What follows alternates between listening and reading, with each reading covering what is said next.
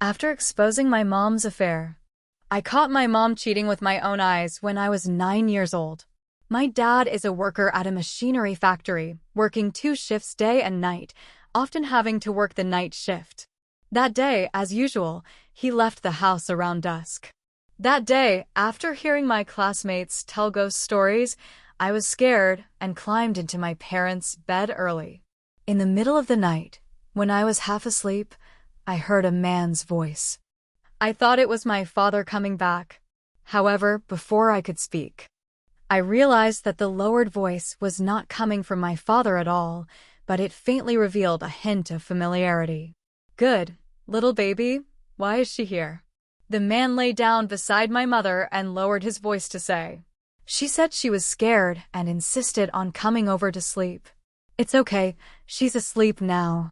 After I finished speaking, an indescribable sound came from beside me. At that time, I didn't quite understand, but I recognized the voice of that person. It was my uncle. That night, I didn't dare move a muscle, spending the whole night more terrified than if I had seen a ghost. My aunt and uncle had a very close relationship with our family and lived nearby, so we often ate together. After that, I began to consciously and unconsciously pay attention to the various actions of my uncle and my mother. It turned out they were so blatantly obvious about it. They were already incredibly ambiguous in front of everyone, but no one took it seriously. I was anxious for several days, unsure whether I should tell my father about it. After hesitating for a long time, I finally couldn't hold it in and told my dad about it. Unexpectedly, after hearing it, he didn't believe me right away. But I knew that he had already planted the seed of doubt in his heart. That night, he went out at dusk as usual. But at midnight, the sound of a car came from downstairs in my building. My home is in a small town, in a 2-story building, and it even has one of the few cars in the town. Therefore, the roar of cars was not common in this quiet little town. My uncle and my mother obviously realized this as well. When my father went upstairs, both my uncle and my mother panicked. But the houses in the town were quite close to each other. The rooftop of the first floor of the neighbor's house happened to be right next to my parents' bedroom. So, my uncle jumped onto the neighbor's rooftop like that and disappeared into the night. When Dad came in, Mom was already pretending to be asleep. Dad looked at the wide-open window and finally believed what I said. The winter wind was so biting. Who would sleep with the window open? My father stood by the window, facing the piercing cold wind, staring coldly into the pitch-black night. After that day, the atmosphere in our home grew increasingly heavy. Aunt and uncle rarely appeared at our house anymore. But things didn't just pass like that. Finally, one day, my dad couldn't hold back anymore. They had a fierce argument, and my dad also brought up divorce. In this small town, everyone thought my parents were deeply in love and living a happy life. When they found out about the divorce dispute, all the relatives and friends came over to persuade them. My mother only wept, but never uttered a word. How could my father expose such an ugly matter to the public? He merely excused it by saying the two were incompatible. Such a reason was not accepted in those days. Everyone unanimously believed that my dad was having an affair, which was why he came home demanding a divorce. Grandma saw that my mom kept crying, and since my dad stubbornly refused to back down, she got frustrated while trying to mediate. "What exactly did my daughter do to wrong you that you insist on a divorce? Tell me, do you have someone else on the side?" Grandma spoke harshly, starting to press my dad. Upon hearing this, my father's face darkened, but he never brought up that disgraceful matter. His silence only made grandmother more convinced that her suspicions were correct. Grandmother's arrogance grew even more rampant. In the end, she even started pointing at my father's nose and scolding him. Grandma's voice was very loud, loud enough that almost all the neighbors around could hear it. Just like that, everyone thought it was my dad who was having an affair. Even my grandmother and aunt thought the same. Grandma didn't like my mom, but she never thought about making them divorce. She even advised my dad to be devoted to the family. But my dad was stubborn and insisted on getting a divorce. Grandma was at a loss and had to prepare a big table full of dishes. She called my parents and aunt and uncle back, trying to get my aunt and uncle to persuade my dad. But what my dad could least stand at this moment was them. Look how happy your family of 3 is. If you get divorced, how pitiful the child will be. At the dining table, only Grandma was speaking, making the atmosphere quiet and eerie. The usually smooth and worldly uncle unusually remained silent. But Grandma didn't notice and even gave a wink to aunt and uncle, signaling them to help persuade. Aunt had no choice but to step forward and say, "Yeah, brother, you and sister-in-law are doing well. Why get a divorce? If you have someone else outside, I won't agree. I only recognize this one sister-in-law." My dad's face looked terrible, but he never said a word. He didn't even glance at my aunt and uncle, afraid that the hatred in his eyes would surface. My aunt and dad had a good relationship, but today her persuasion had no effect. Seeing this, Grandma could only angrily scold. "You're really courting disaster. I bet you won't stop until you turn the whole house upside down. Why can't you learn from Lishan and be a good, family-oriented man?" Aunt immediately chimed in upon hearing this. "Yeah, brother, learn from Lishan. Don't let the dazzling world outside blind you." After saying that, Aunt turned back and gave Uncle a sweet smile. Uncle was handsome and refined, tall as well, a rare good-looking man in those days. Even more rare was that Uncle was smooth, tactful, and very good with words. Although my aunt's appearance is somewhat ordinary, she is the accountant at our state-owned fertilizer factory. It is said that when they got married, it was my aunt who actively pursued my uncle. But after marriage, my uncle treated her very well, and my aunt always took pride in this, believing it was a testament to her good judgment. Therefore, my aunt's favorite thing is when others praise her husband. But of all times, my dad was the one who could least stand to hear this. He suddenly stood up and slammed the bowl in his hand down with force. The small bowl shattered into pieces in an instant, shards scattering everywhere. Everyone was stunned by his sudden outburst. Aunt's reaction was even more intense. She immediately stood up as well. "Who are you hitting? I scold you and you're still not happy about it. Isn't this all caused by yourself?" Grandma also disapproved and glared at Dad. "You dare to have such a bad temper after making a mistake? That's really outrageous." My dad was so furious that his blood boiled. He pointed at my uncle's nose and shouted, "You damn turtle bastard, a coward who dares to act but not speak." As he spoke, he then pointed his finger at my mom. "You shameless couple, why are you silent now? Still trying to make me take the blame, truly disgraceful." My dad has a very good temper. No one has ever seen him lose his temper like this before. Everyone was stunned and frightened by his anger. Grandma was the first to react. She asked in disbelief, "What are you saying? What is going on here?" "Mom, don't interfere. If I don't teach this scoundrel couple a lesson today, I would be betraying our old Joe family." Saying that, my dad rushed forward and threw a hard punch at my uncle. At this moment, my aunt finally reacted. She let out a sharp scream, "Ah!" Then, as if mad, she lunged at my dad, trying to stop his fist. With my aunt and grandmother pulling at him, my dad finally stopped his actions. My aunt, with her messy hair, walked up to my uncle and angrily shouted at my dad, "Who do you think you are hitting him? You're talking nonsense. Your own wife cheated, so why are you clinging to our Lishan? You're still defending him? You're the most foolish. You don't even know which bed your man sleeps in." My dad was so angry his eyes were practically shooting fire.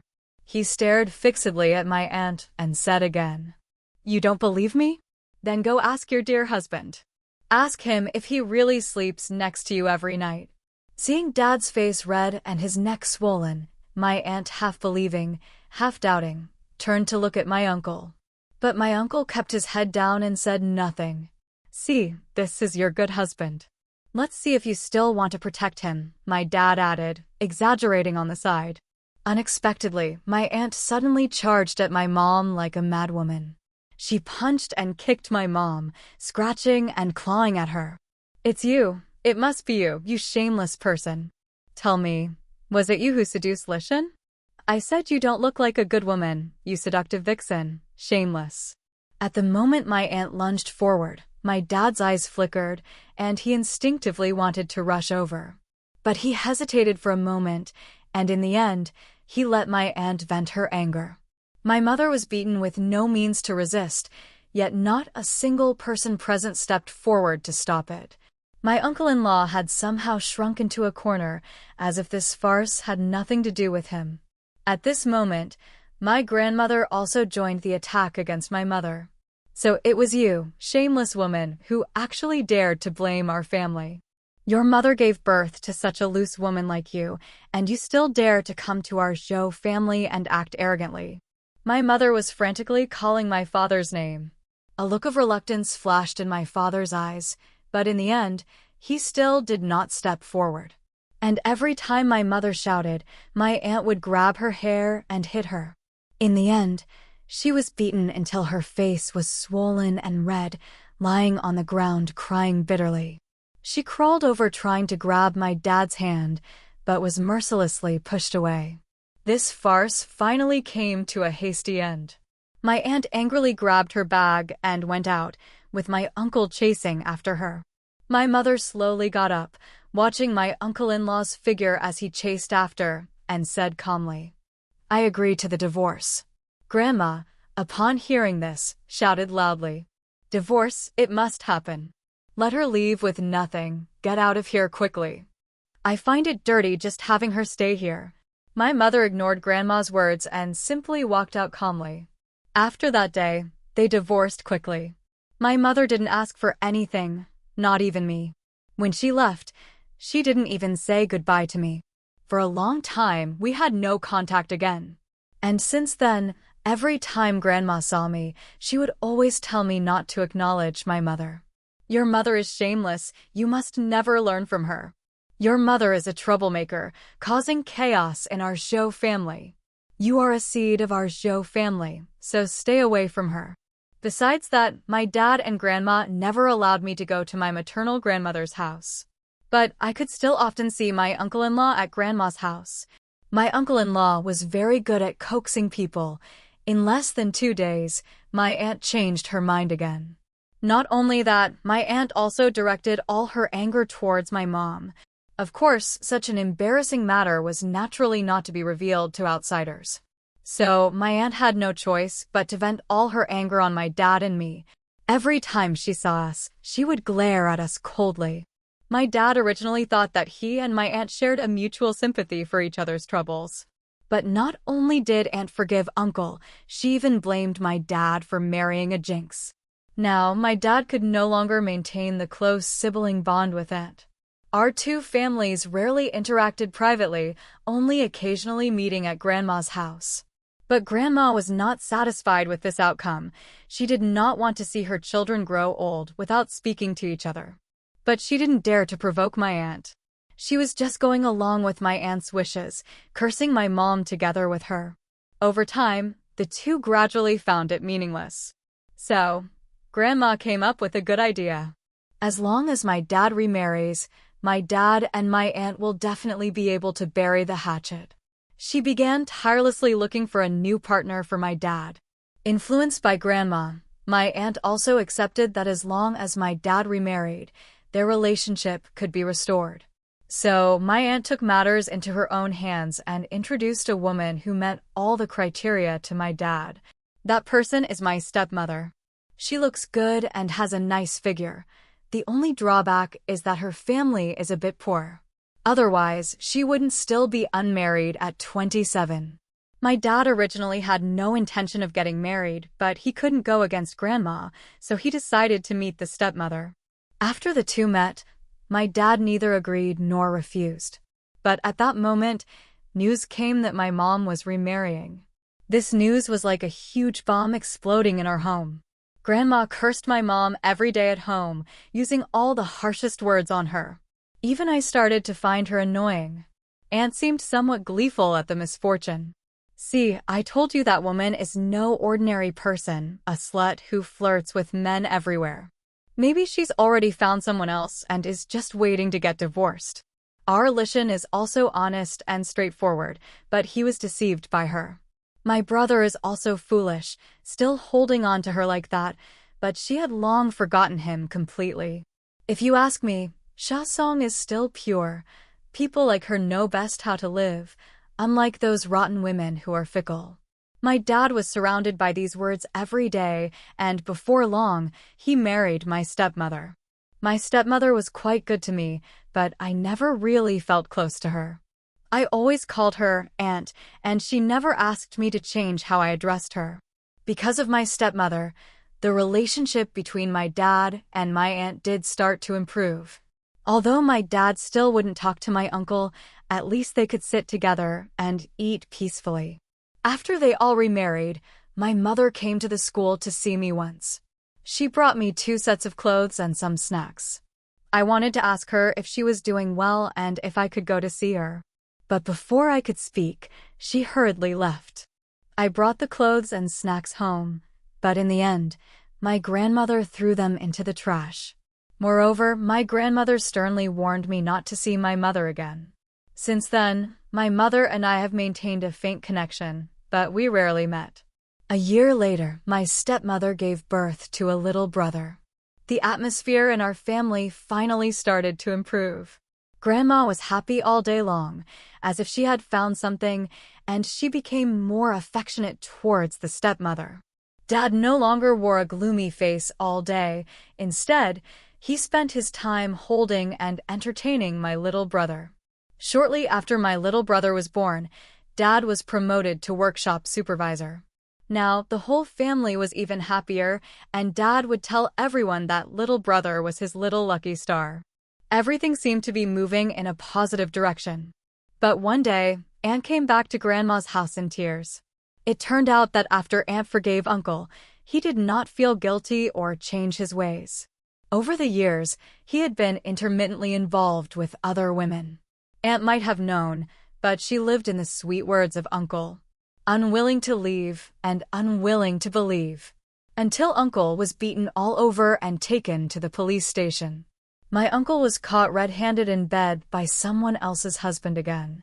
The other party was originally a troublemaker, so how could he tolerate such a scene? He beat my uncle half to death on the spot and didn't even spare his own wife. If it weren't for my uncle's pig-like screams that attracted the neighbors, the other party might not have stopped. When the police arrived, they saw my uncle, whose face was swollen like a pig's head, trembling and hiding to the side. My uncle, taken to the police station, didn't dare to even let out a fart. Not only did he not dare to hold the other party accountable, he didn't even dare to ask for an apology. When my aunt arrived at the police station, the first thing she saw was my uncle covered in bruises. She was overwhelmed with heartache and immediately shielded her uncle behind her like a mother hen protecting her chicks. Who hit my husband? This is absolutely outrageous. Officer, this kind of person is downright vicious. You must punish them severely. The entire police station was so quiet that all one could hear was my aunt wailing and crying loudly. The other party crossed his arms disdainfully, looking at the uncle with contempt and ferocity. The uncle seemed to be frightened, gently pulling the aunt's sleeve. Wife, forget it. I'm fine, let's go home. But the aunt refused to give up. How can I just forget it, husband? I can't let you take a beating for nothing. What right do you have to hit my husband? Officer, this is already illegal, isn't it? Shouldn't there be a sentence or detention? The big guy with the large floral tattoo on his arm sneered upon hearing this. Why don't you ask your husband why he was beaten? The uncle-in-law showed a trace of embarrassment on his face. He grabbed his sister-in-law's hand, trying to lead her away. But Aunt has always been relentless when she is in the right. How would she leave so easily? Husband, don't be afraid. The police are here. Speak up boldly. He won't dare to do anything to you. Seeing this, the police officer didn't want to watch them continue making a scene.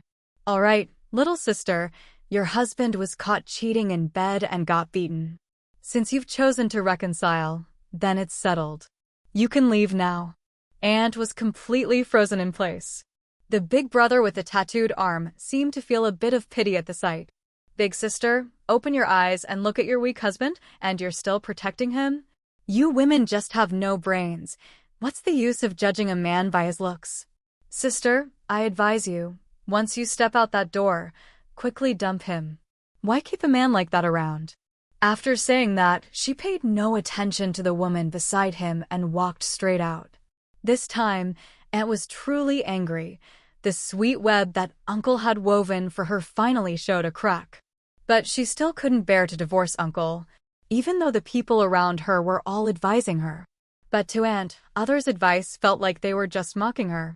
Although they have not divorced, their relationship is no longer what it used to be. After my mother remarried, she also had a little sister. This made grandmother, who heard the news, feel somewhat vindicated. Fortunately, you divorced that jinx. Otherwise, you are destined to have a daughter. My dad didn't say anything, but I felt that he agreed with the statement. When little brother grew up a bit, for some unknown reason, Grandma finally relented. She no longer stopped me from going to Grandma's house, nor did she block me from seeing my mom. But every time I saw my mom, I felt she looked much older than the last time. She used to be the most fashionable mom in the small town. But now she is like all ordinary women, going barefaced. Without the delicate makeup, she no longer pays attention to her clothing either. Yet she is still my mother, and I still instinctively want to be close to her. But she has never once mentioned inviting me to her home to play. Every time I hesitated to speak, her eyes would look away. I understood her difficulty, and from then on, I never thought about it again. Gradually, I no longer wanted her to come pick me up. We were like ordinary relatives passing by each other. Our family's life has been getting better and better. Dad's income has been increasing, and we have already bought a house in the city. My younger brother's intelligence and cleverness have finally been recognized. Since he started school, his grades have always been among the top, so outstanding that everyone likes him. My younger brother likes me very much. Every time he wins first place and is surrounded by the whole family, it seems like they can all see my loneliness. He always tries to shift the conversation to me, attempting to get me involved as well. But no matter how hard he tries, everyone's attention never falls on me. I never cooperated with him or got involved. I watched all their lives like an outsider. When I went to university, I chose to study in another province and only came back once every 6 months. My contact with my family became even more distant. Apart from necessary contact, we rarely even make phone calls on ordinary days. Every time I come back, I feel even more out of place. I know this place no longer belongs to me. Therefore, since I started university, I have taken on various part-time jobs. By the time I graduated from university, I already had a sum of startup capital. After graduation, I did not follow my family's plan to return home. Instead, I chose to stay out and began a difficult and painful entrepreneurial journey. Calling it entrepreneurship, in hindsight, was nothing more than small-scale tinkering. There was a time when the cash flow broke down and I was short of 100,000 yuan. I tossed and turned in a few square meters of a rented room, and in the end, I still dialed my dad's phone. After hearing this, my dad initially disagreed, but later, moved by the tone of my pleading, he agreed. I was so happy that I didn't sleep all night. But I received a call from my stepmother early the next morning.